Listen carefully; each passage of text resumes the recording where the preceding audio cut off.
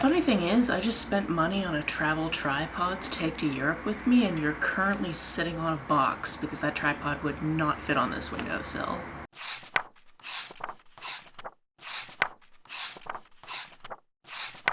Hi YouTube, it's Kathy, and this is my weekly entertainment wrap-up for February 5th through 11th. This week I read one book, I watched 3 shows, and I listened to one book.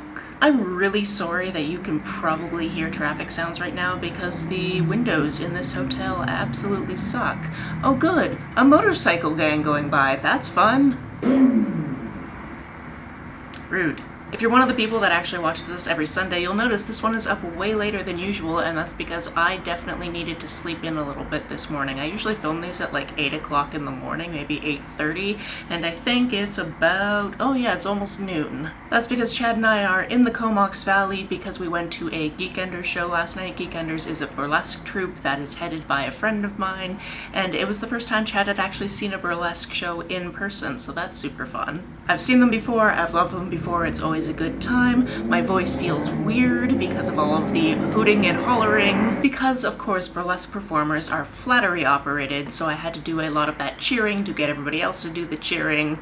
It was a good time. But that's not what we're here for. The book I read this week was Kiss Her Once from Me. This was one of my book of the month picks, and I really enjoyed this. This is about this woman who's living in Portland, Oregon. She's been there for about a year. She moved there for a dream job, and unfortunately that dream job ended really abruptly. The previous Christmas, completely out of character, she spent the day with this woman. She pretty much fell in love immediately, and then the next morning it didn't go so well, so she hasn't seen her since. Now she's working at this coffee shop just trying to make ends meet. Her rent is about to go up, and she is desperately trying to get a raise to assistant manager at the coffee shop, but her boss is also kind of a dick. And the guy that actually owns that building is there getting coffee and feels sorry for her and takes her out for drinks. They end up drinking a little bit too much, and they end up in a marriage of convenience. It goes from there. I'm not going to reveal anything else, but it started getting to the points where I was like, oh no, is this going to, oh, this is going to happen? Oh,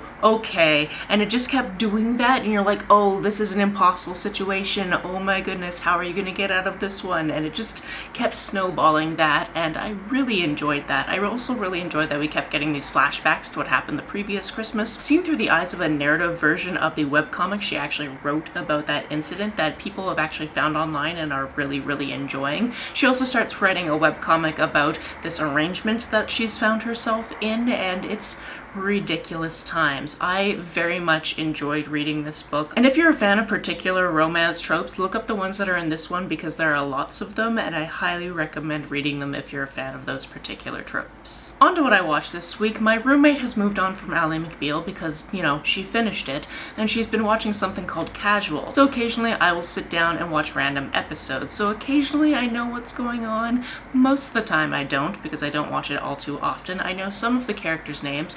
Also, it seems that every episode is pretty far ahead of the last episode, so you're like, oh, these people are already like moved in together. From the time of the show, it's been some time, but yeah, it's only been an episode and that type of thing. This seems like an interesting premise. It's all about these different people who are related, who are having casual relationships and what that looks like, and some people are having more than casual relationships, and it seems like a really fun dynamic. It seems like it's queer inclusive. It seems like some ridiculous situations have happened, so it's one of those shows that maybe I'll eventually go back to the beginning and actually watch it through, because I think I showed up somewhere in the 4th season. This week we also finished the 3rd season of the Orville, and I keep forgetting to look it up, but I feel like one of the crew members may have released an album just based on how many times he sang in this season. I mean, to be fair, 2 of the major crew members sang at least twice, and I'd be interested to see if Bortus has anything out there, because that would be amazing. But his second singing moment in the show I very much enjoyed.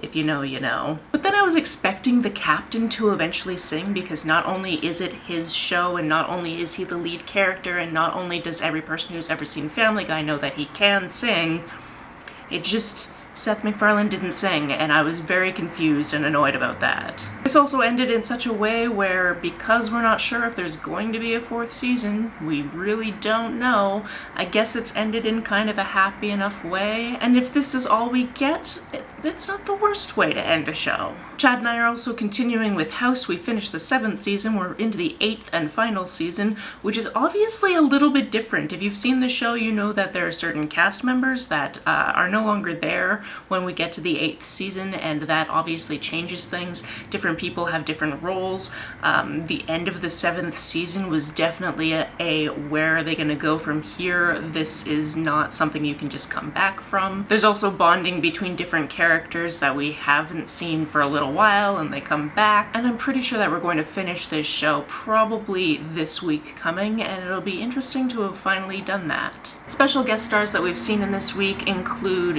Jaleel White, who played Urkel, Stephen Urkel. We also had Jamie Bamber, who I know from Battlestar Galactica. And then that one guy from, I think it's Prison Break, but I never saw Prison Break, I just saw commercials for it, so I was like, why does this guy look familiar?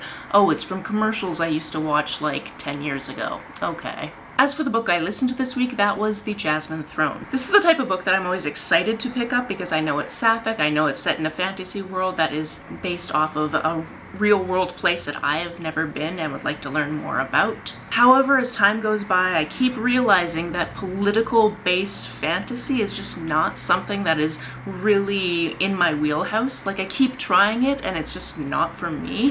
However, I did really enjoy this. I really enjoyed the characters. I really enjoyed trying to see where the plot was going to go. But at the same time, I couldn't love this as much as I really wanted to because of my own personal preferences. And that feels really rude to put on a book, because not every book is supposed to be to my personal preference. There are a lot of characters in this book, but it comes down to 2 main ones that we really care about, and then other people surrounding them that we also care about, but it's down to these 2 really. One of them is a princess whose brother is trying to take over the empire. I think he might actually be like the king or whatever the equivalent is right now, even though their older brother should be in that role. And she won't really bow her knee to him. She really wants her older brother, not this brother, to be the ruler, because this brother is really a dick, just to put it lightly. And because she's opposed to him, he's keeping her under control. She's got these people that are keeping her locked up. Our other character is a maidservant in this location where she's being locked up, and because of different circumstances, they find each other kind of in each other's confidence,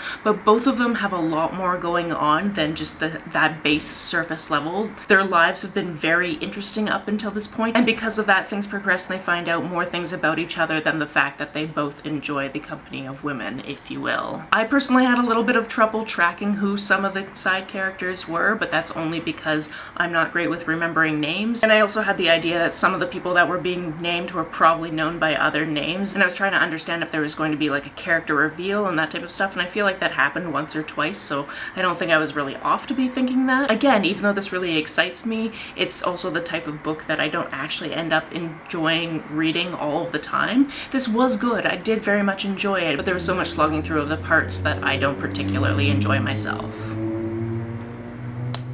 I never really realized how much traffic was in the Comox Valley until staying at this hotel. The view is about to change because I'm going to make sure that this camera is actually still recording, and to do that I need to move it, and I'm never going to put it back in the exact same place. So, be back in a moment, hopefully in a similar setting. Hopefully that wasn't too much of a change. If you've been here for a while, you know I don't have a viewfinder, and also my camera just stops recording at a certain point, and if I don't hear the little beep when it does it and I just keep talking, then I have to go back and figure out where I was and keep talking, and all of that's kind of fun. So with all of that being said, that's it for this week. If you've read, watched, or listened to any of these, let me know about it down in the comments below. On the way down to the comments, if you hit that subscribe button, that would be very nice of you. If you don't feel like leaving a comment but want to make sure that I know you were here, just leave me an emoji or a smiley face if you happen to be on your keyboard.